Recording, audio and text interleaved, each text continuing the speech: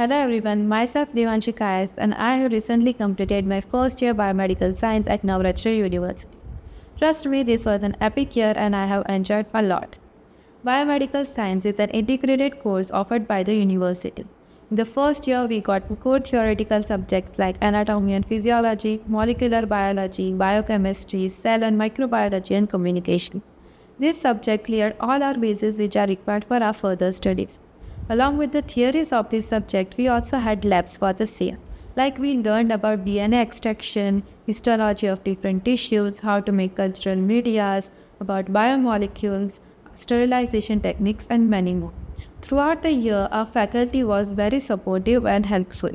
Additionally, we are given vast options of electives from the subjects like art, businesses, design, and laws. Overall, the Navrachana University's campus is so friendly and so peaceful that it makes it our second home.